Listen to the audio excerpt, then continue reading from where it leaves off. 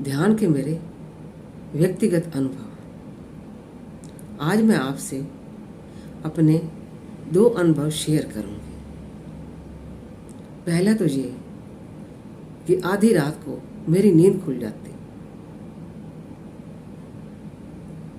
मैं बिल्कुल फ्रेश महसूस करती, जैसे कि नींद पूरी हो गई है। फिर एक विचार आता कि बाहर भी सब शांत है, अंदर भी शांत है, समय का इस्तेमाल कर, ध्यान कर। मैं लेटे लेटे ही ध्यान कर लेती। कई दिन तक चलता रहा। खुशी हुई, क्योंकि कोई चीज़ बढ़ती है तो अच्छा लगता है। सांसारिक जीवन में हम देखते हैं पैसा बढ़ता है, अच्छा लगता है, सुख सुविधाएं बढ़ती हैं, अच्छा लगता है। मुझे भी अच्छा लग रहा था। पहले मैं 2 बार ध्यान करती थी, अब 3 बार कर रही थी, शेरे शाम आधी रात को। फिर एक दिन लगा जैसे कोई अंदर से मांगता है ध्यान, और ध्यान पूरा होने के बाद लगता जैसे किसी को संतुष्टि मिली है, अंदर कोई है। फिर एक दिन ऐसा हुआ, ये दूसरा अनुभव मैं बता रही हूँ आपको। ध्यान कर रही थी मैं, रात का टाइम ही था, आधी रात का। एक विजन दिखाया गया मेरे को। मेरा ये शरीर मेरे सामने खड़ा है, जो मेरी उस टाइम उम्र थी उससे 20 साल पहले का, और बात कर रहा है मेरे से। अचानक मेरे मुंह से निकला, ये तो मैं हूं। डर गई। फिर मैंने उसको जाते हुए देखा, मेरे आगे से वो शरीर जा रहा है।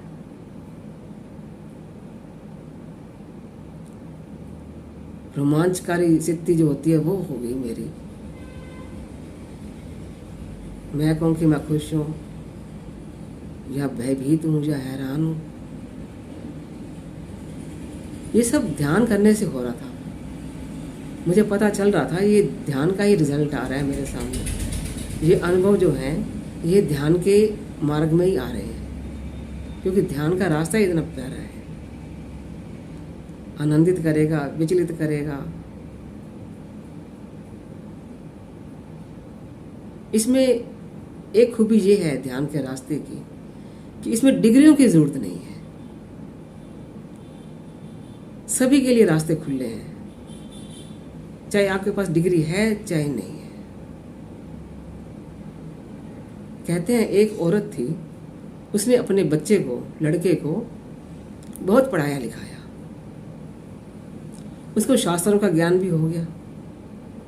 वो रोज आता माँ के पास, आज मैंने शास्त्रों में उसको हरा दिया, आज मैंने उसको हरा दिया। उसकी माँ बोली, एक बार कबीर को भी हरा के देख अपने शास्त्रों से। वो कबीर के पास गया। कबीर से कहता है, मैं आपसे शास्त्रार्थ करूँगा, मेरी माँ ने कहा है। कबीर बोलते हैं, नहीं, मैं अनपढ़ हूँ, मैंने इन शास्त्रों का ज्ञान प्राप्त नहीं किया। मेरे पास तो वो अनुभव हैं जिससे मैंने सत्य को जाना है। मैं तेरे से शास्त्रार्थ नहीं कर सकता।